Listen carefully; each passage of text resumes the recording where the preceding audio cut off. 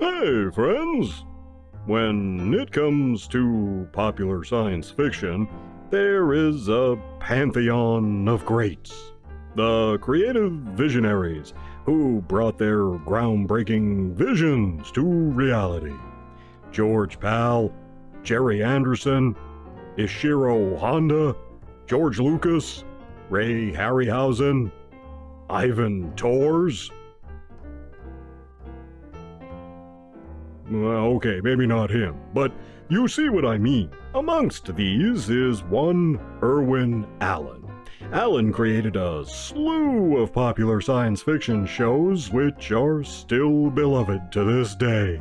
Lost in Space, Land of the Giants, The Time Tunnel, Voyage to the Bottom of the Sea, and disaster movies like The Towering Inferno, Earthquake, The Poseidon Adventure, and so on. But he had his share of duds too, and that's what we're looking at in this video, a failed pilot for a potential new series.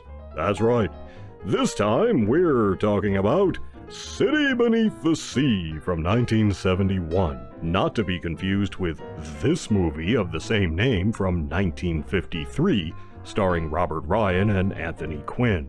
No, our movie stars, among others, Stuart Whitman and Robert Wagner. Our story goes like this. It's the 21st century and the President personally tasks our hero, Admiral Matthews, with a mission. See, Matthews is a genius and he cooked up this underwater city called Pacifica.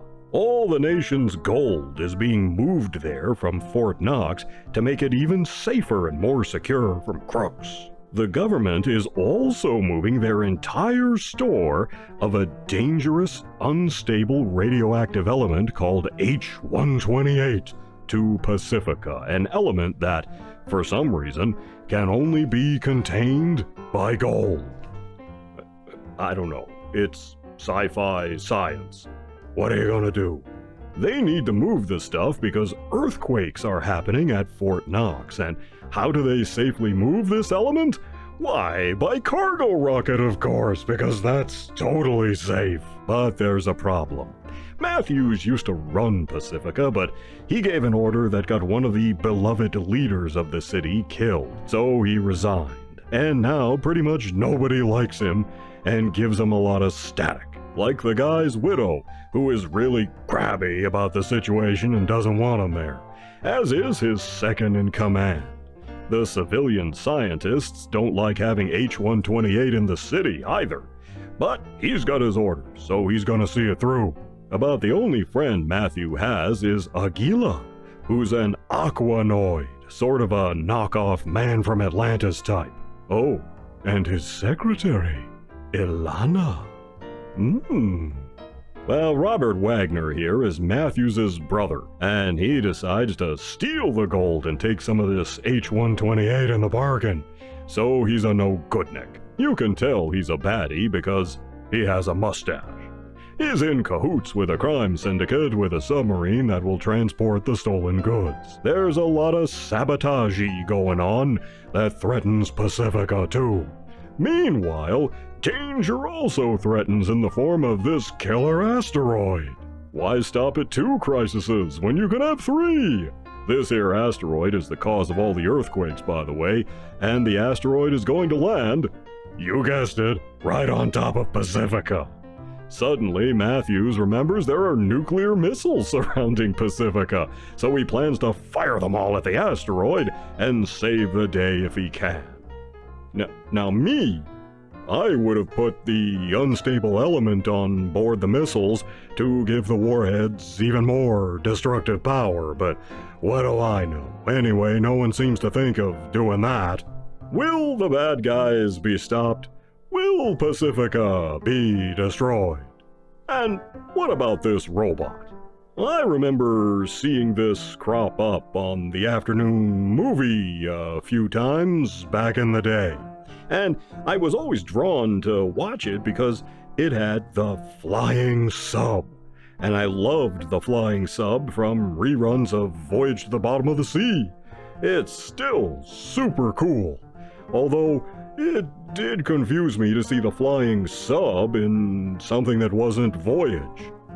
If Irwin Allen had one defining negative trait, it was his continual recycling of sets, props, and costumes. Okay, I get it.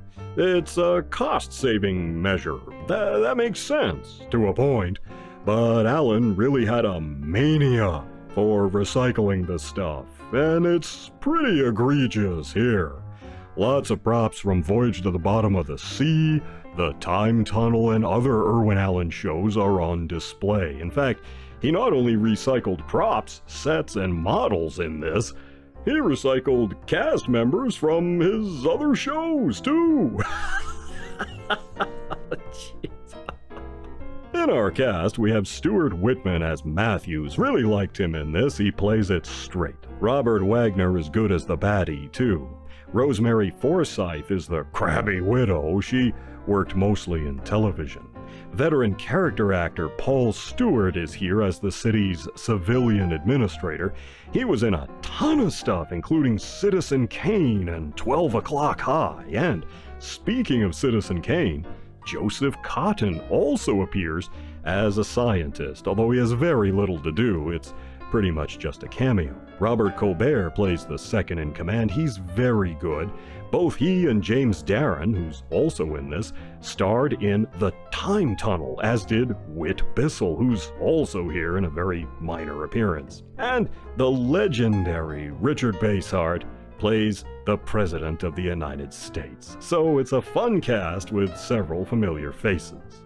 This was supposed to be a pilot for a new television series that was meant to replace Star Trek when it got canceled, but that didn't happen. There was a short promotional film Allen made to sell the concept, and later he reworked the idea into this pilot movie, which was not picked up. Instead, City Beneath the Sea was released theatrically, at least in the UK. So, is this thing any good? Well, sure. The models are sort of hit or miss. The city oftentimes looks like a miniature. Some of the so-called aquafoils are made from model kits of the flying sub. But there are some cool designs. Besides, it's Irwin Allen and the sets are great. There's lots of blinky lights. True, as I say, he recycled a metric ton of control panels and whatnot from Voyage and Time Tunnel, but they still look cool, and if you hadn't seen his TV shows, they'd all seem new to you. I'm giving City Beneath the Sea 2.5 paws up. It does seem a bit much to have all these different crises happen all on top of each other, but it's exciting and the sets are really impressive and colorful. Whitman, Wagner, and Colbert deliver, and it's fun to see familiar faces like Richard Basehart and Whit Bissell randomly crop up. You take care of yourselves, and I'll see you in the next one.